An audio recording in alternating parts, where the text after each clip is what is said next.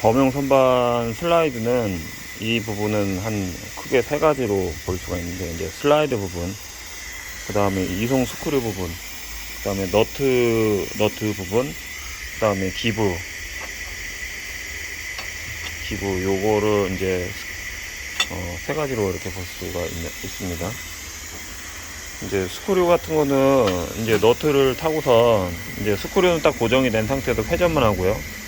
너트는 회전하는 스크류의 나사선을 따라서 이렇게 움직입니다. 그 다음에 이제 기부 같은 경우는 이 슬라이드의 습동 부분에 밀착을 해주는 거예요. 그래서 기부는 재질을 주물로 만들고요. 여기도 똑같이 주물로 만듭니다. 이것도 주물이고 이것도 주물입니다. 근데 이제 이 부분 같은 경우는 주물로 만들어야 되는 이유가 있죠. 주물로 만들어야 되는 변형이 없습니다. 변형이 최소화, 그 경도가 높기 때문에 주물로 하면은 변형이 적습니다. 베드도 다 그 주물로 하죠. 이 부분은 이제 테이퍼가 되어 있습니다. 기부라고 합니다. 이거를 명칭은 이제 정식 명칭은 기부라고 합니다. 여기에서는 이제 그 유막을 또 형성해주기 위해서 스크래핑 작업을 해주죠. 직진도를 또 잡아줘야 됩니다. 진직도를 잡아줘야 되죠. 진직도. 저보다 기술 좋으신 분들이 굉장히 많아요. 그래서 저는 그냥 대충 알고 있는 부분 선에서만 말씀드리는 겁니다. 그래서 이거를 이제 조이게 되면은 이게 앞으로 쑥 더 가고 더 밀착이 되는 거예요. 그 쐐기로 되어 있기 때문에. 그리고 이제 요거 같은 경우는 이 쐐기가 여기에 또 하나 있어요. 그래서 당겨버리면은 이 부분이 쫙 벌어져요. 그래서 그 유격을 잡아주는 거고요. 그래서 이 선반 수리하는 거는 사실 어렵다고 하면은 어렵기도 하지만 또 쉽다고 보면 또 쉽다고 볼 수도 있습니다.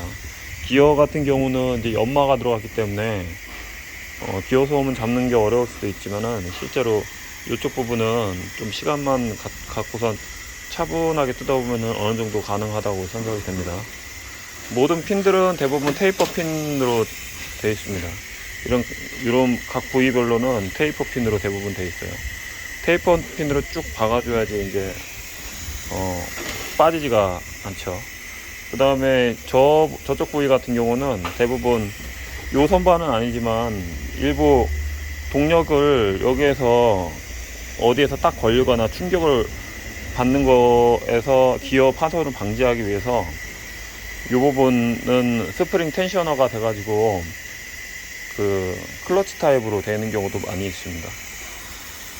이 선반에서는 이 부분이 클러치입니다. 이 부분이 이 안에 스프링이 들어있어요. 스프링으로 해서 커브로 돼가지고 쫙 밀어주게 돼 있습니다. 그래서 이 부분을 세게 조이면은 밀착도가 세지면서 가공할 때 힘을 받거나 뭐 부하를 받는 곳에서 일정한 그 토크를 내줄 수 있게끔 이렇게 만들었습니다. 근데 이제 이 부분 같은 경우나 이 부분이 좀 기어 상태가 안 좋은 경우는 대부분 절삭유를 많이 쓰고 습동유 치환을 잘 안 해줘서 그렇습니다. 범용 선반에서 오일을 몇 번을 넣느냐 물어보시는 분들이 있는데, 오일은 32번이나 46번을 넣어주시면 됩니다. 32번과 46번을 넣어줘야 되는 이유는 상온 18도 기준에서 충분한 점도가 나와야 됩니다. 영하 10도나 뭐 영상 30도에서 회전을 하게 되면은 습동유 같은 경우 그 안에 기어유 오일의 점도가 뭐 한 10번까지도 떨어질 수가 있습니다. 10번대로 떨어져 버리면 거의 유막의 효과가 없고 그냥 질질질 흘러서 냉각 효과밖에 주지를 못하게 되죠. 그래서 46번 같은 경우도 계속 고속으로 돌리는 경우 과열이 되면은 이 주축 베어링 간격을 만약에 너무 세게 조였다든지 하면은 여기가 뜨끈뜨끈해지죠. 이쪽이.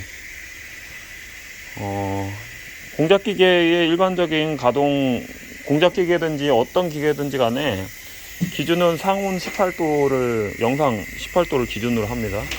그래서 영하권이거나 너무 온도가 높은 데서 장시간 돌리게 되면은 윤활이 잘 안 되든지, 그 다음에 냉각이 잘 안 되든지 해서 과열이 되고 기어가 열을 받고 축이 파손이 되고 베어링도 열 받아 가지고 빨갛게 달아올라 가지고 베어링에 손상이 일어납니다.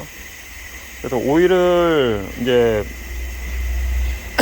업체 유압유를 판매하는 업체에 가서 검용 선반에 들어가는 기어유를 주세요 이렇게 말을 하면 안 됩니다. 그분들이 말하는 거는 그냥 일반 찐득찐득 해가지고 기어에 달라붙는 구리스 같은 그런 거를 생각하기 때문에 고속 감속기유 이런 식으로 이게 나을 것 같아요. 고속 감속기유 이게 맞습니다. 정확한 표현은 고속 감속기유라고 표현해야 된다고 저는 생각을 합니다. 제가 예전에도 그 업체 유압 오일 판매 업체에 갔는데 거기서는 실제로 뭐 아주머니나 이제 사장님이 이제 판매를 하죠. 근데 고속으로 스핀들이 회전한다 이렇게 얘기를 해서 구리스를 샀는데 구리스를 그분들이 정말 몰랐던 거예요. 저도 몰랐기 때문에 잘못 받아가지고 결국에는 다시 뜯어가지고 다시 조립하고 그렇게 쓴 적이 있죠. 구리스의 종류도 여러 가지가 있어요. 일반 구리스, 막구리스 같은 거는 그 밀링 스핀들이라든지 그런 데도 넣으면은 그 베어링이 망가질 뿐입니다. 그 다음에 오일 같은 것도 마찬가지고요. 유압유에 들어가는 오일도 점도를 보통 이제 32번이나 46번을 쓰는데 32번이나 46번을 계절에 따라서 맞춰 쓰는 것도 중요합니다. 예를 들어서 이제 좀 저온에서 많이 쓰는 경우는 32번을 쓰는 게 낫고, 그 다음에 실내 온도가 적정하게 유지되는 거는 46번을 쓰는 게 낫습니다. 유압 펌프 같은 경우는 이제 기어 펌프가 있고 트로코이드 펌프가 있고 여러 가지 이제 고압 펌프가 있고 한데 점도가 유압 펌프 라인이 이제 가는 부분, 단순히 기어의 그런 윤활 효과를 주기 위해서 쓰는 경우는 대부분 트로코이드 펌프를 사용하고, 트로코이드 펌프 자체에 들어가는 오일들은 점도가 좀 묽은 편에 속하는 오일을 넣어줘야 됩니다. 그 다음에 이제 베어링 같은 경우도 점도가 묽은 오일을 넣어줘야지 그 베어링의 유막이 오일이 잘 도포가 됩니다.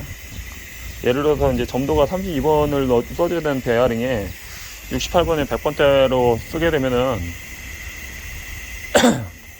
기어의 유막 작용이 강해서 기어 소음은 좀 줄어들 수도 있지만은 회전 간에, 고속 회전 간에는 기어 자체하고 모터의 부하 회전 부하가 많이 걸리기 때문에 점도가 높은 것은 적절치가 않습니다. 그래서 온도에 민감하기 때문에 공작기계나 CNC 선반이나 이런 것도 다 온도에 민감합니다.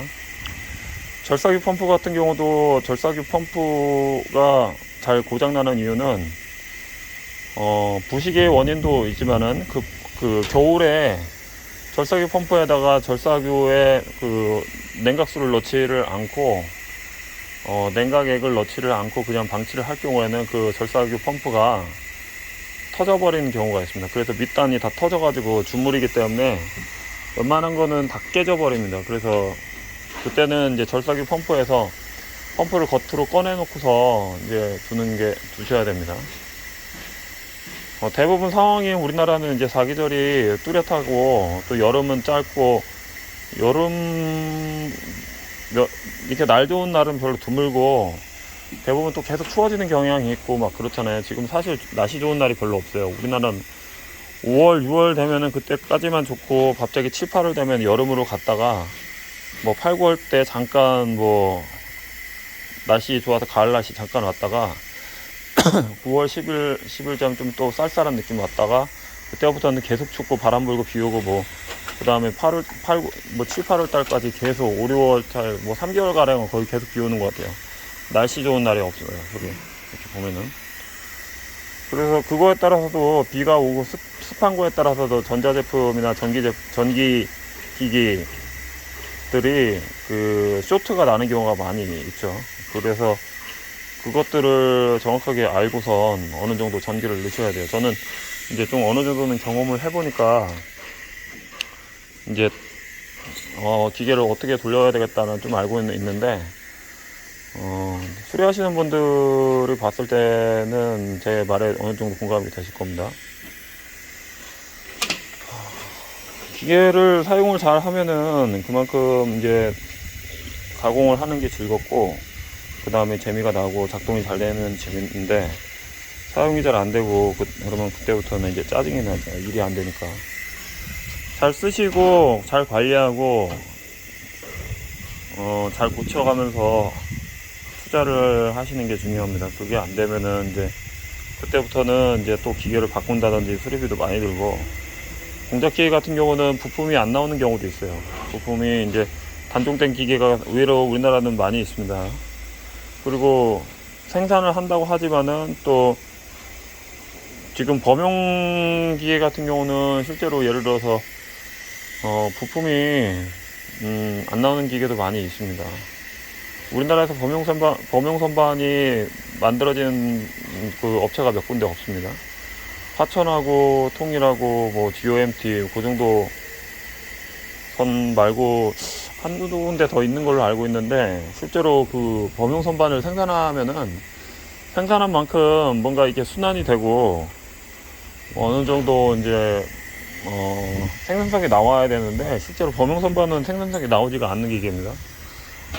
옛날 같으면은 NC라는 기계가 없었기 때문에 대기업에서도 이제 범용으로 싼 임금으로 해서 그 범용 선반을 여러 대 놓고 직원들 많이 써가지고 이렇게 했고, 투자 대비 가성비가 나온다고 판단이 됐지만은 지금은 이제 너무 다 고임금에 그 다음에 원자재 값이라든지 뭐 세금 같은 것들이 많이 올랐기 때문에 우리나라에서는 실질적으로 투자를 하기 어렵습니다. 어려운 상태에서 범용까지 돌리기는 더 어렵겠죠. 이자도 많이 오르고. 그래서 그거에 맞춰가지고 하다 보니까 실제로 범용 선반 공작기계는 새 제품은 거의 제가 봤을 때는 잘 안 나갈 거라고 생각을 해요. 거의 안 나올 거라고 생각을 합니다. 그냥 있는 제품 고쳐서 쓰는 식으로 갈 겁니다. 앞으로 그게 더 가속화 될 겁니다. 그래서 그것을 하는 업체가 우리들 철공과 목공소입니다. 감사합니다.